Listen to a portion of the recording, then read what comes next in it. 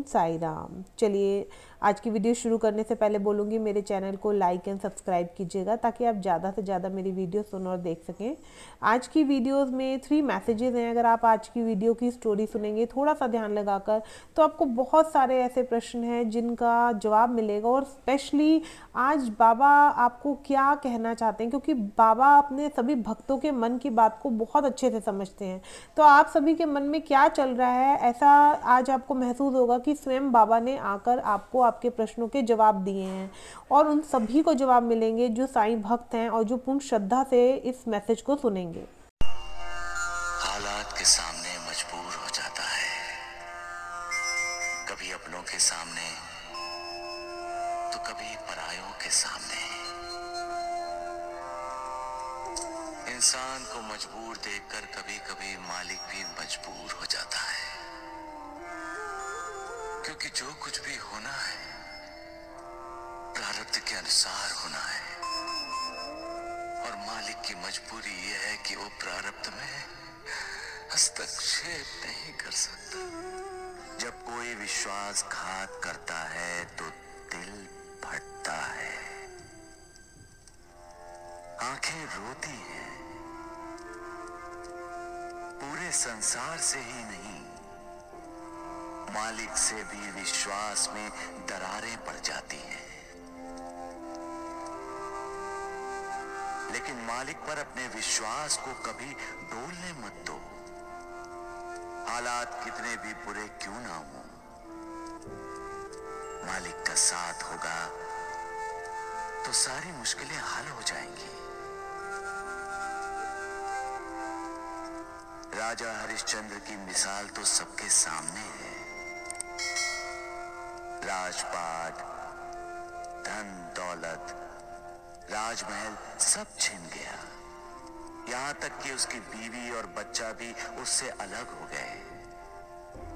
फिर भी राजा हरिश्चंद्र का विश्वास नहीं डगमगाया, कभी सच्चाई का साथ नहीं छोड़ा। सच क्या है? सच कौन है? सच ईश्वर है, सच भगवान है, सच मालिक है। बस एक वो ही सच है, बाकी सब मिथ्या है, झूठ है। हर चीज का अंत है, उसका नहीं। वो अनंत है, सब जानते हैं। फिर भी जमीन, जायदाद, जेवर, धन दौलत इकट्ठी करते रहते हैं, प्यार करते हैं उसे। हालांकि सब जानते हैं पैसा इंसान को लालची बनाता है, स्वार्थी बनाता है। फिर भी पैसा पाने के लिए इंसान विश्वासघात जैसा पाप करता है। प्यार करना है तो मालिक से करो।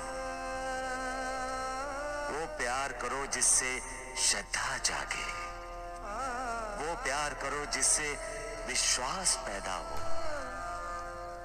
वो प्यार करो जो पुण्य दे।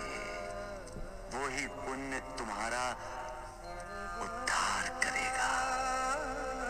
कमजोर इंसान हालात के सामने सिर झुकाते हैं, लेकिन कुछ इंसान ऐसे भी होते हैं जो हालात पर सवार हो जाते हैं। बाजी, हालात के सामने मजबूर होकर बच्चों को अपने से अलग करके उन्हें त्याग देना एक फैसला गलत था। माता पिता को अपने बच्चों को हालात से लड़ने की शिक्षा देनी चाहिए, हालात के सामने मजबूर होने की नहीं। हालात के सामने मजबूर हो जाना ही पलायन है। ये सोच ही इंसान में निराशा को जगाती है। आपके बेटे और बहू ने बच्चों को त्याग देने का फैसला लेकर अपने बच्चों को कौन से संस्कार दिए माँ जी? माँ जी, हर इंसान की जिंदगी में बुरे दिन आते हैं। जिंदगी बसंत बहार नहीं है।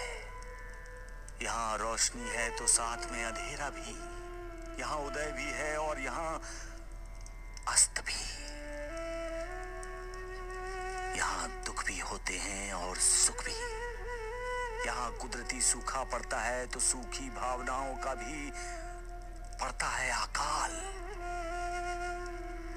माझी, अकाल पड़ना एक कुदरती व्यवस्था है। जो इन सब का सामना करता है, मालिक उसका साथ देता है। जो हालात को मात देने की कोशिश करता है, मालिक की कृपा उसी को ही मिलती है। उसको नहीं माँ जी जो हालात से भागता है। हालात के लिए मालिक को दोष देता है। मालिक की कृपा उसको नहीं मिलती है माँ जी। जो इंसान अपने आप को नहीं ढूंढता, वो दूसरों को कैसे ढूंढ पाएगा? जो अपने आप को नहीं ढूंढ सकता, यानी अपने आप को जानना, अपने अंदर की आत्मा का दर्शन करना, अपने अंदर ज्ञान का जो प्रकाश है, उससे अपना जीवन प्रकाशित करना।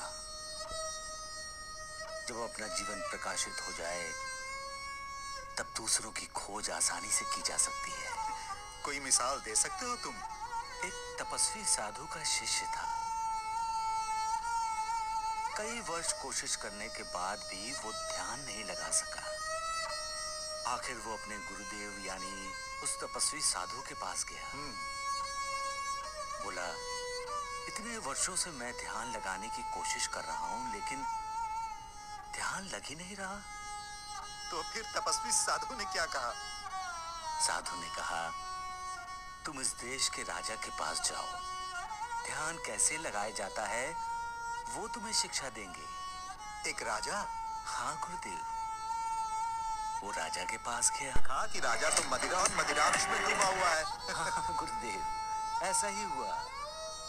नर्तकी का नृत्य देखने वाले राजा को देखकर शिष्य लौटने लगा। तो राजा ने उसे रोका, और जब उसे ये पता चला कि शिष्य को साधु ने भेजा है, तो उसने शिष्य को कहा कि अब आए हो तो हमें आतिथ्य सत्कार का अवसर दो, यही? बिल्कुल ऐसा ही हुआ गुरुदेव। आराम शिष्य ने कभी देखा नहीं था। उससे देखने को मिला, उसे अनुभव करने को मिला, और रात के भोजन के बाद जब उसे भव्य और ऐश्वर्य संपन्न शयन कक्ष में सोने को मिला, तो वो जी भर के सोया होगा, और क्या? नहीं गुरुदेव, शिष्य एक पल के लिए भी नहीं सो सका। क्यों? क्यों नहीं सो सका? क्योंकि जिस पलंग पर वो लेटा था, उसके ऊपर एक बहुत नाजुक धागे से एक तलवार लटक रही थी। ऐसा लगता था किसी भी वक्त धागा टूटेगा और तलवार सीधी उसके सीने में घुस जाएगी। कहानी का ये मोड़ अच्छा है साईं। सुबह हुई, राजा आया। उसने विनम्रता से पूछा, महात्मन, आपको नींद तो ठीक से आई ना? शिष्य ने कहा, राजन, इस लटकती तलवार ने मुझे रात भर सोने नहीं दिया। सोना चाहता था, नींद भी आ रही थी, लेकिन बार बार लटकती तलवार याद करके आंखें अपने आप खुल जाती थी। तब राजा ने क्या कहा? राजा ने कहा, मान्यवर, ध्यान ऐसे ही किया जाता है। ध्यान करने के लिए आंखें बंद करके पद्मासन लगाकर बैठना ही आवश्यक नहीं है। ध्यान का अर्थ ही है सोते, जागते, उठते, बैठते, हर पल, हर समय उस परम ब्रह्म परमात्मा का स्मरण करना। बढ़िया, बहुत बढ़िया साईं, बहुत बढ़िया कहानी सुनाई तुमने, वाह। गुरुदेव, जब हम ध्यान लगाते हैं तब हमें हमारे अंदर की आत्मा के दिव्य दर्शन होते हैं, और आत्मा के दिव्य प्रकाश में ही हमें उस निर्विकार के दर्शन हो जाते हैं। इसलिए कहते हैं कि पहले अपने आप को खोजो। साईं सबका मालिक एक। ओम साई राम। अगर आज की वीडियो आपने ध्यान से सुनी होगी तो इसमें 3 स्टोरी थी, जिसमें कहीं ना कहीं मुझे लगता है किसी ना किसी इंसान से रिलेटिव ज़रूर होगी जो बाबा अपने भक्त को सीख देना चाह रहे होंगे। चलिए, ओम साई राम।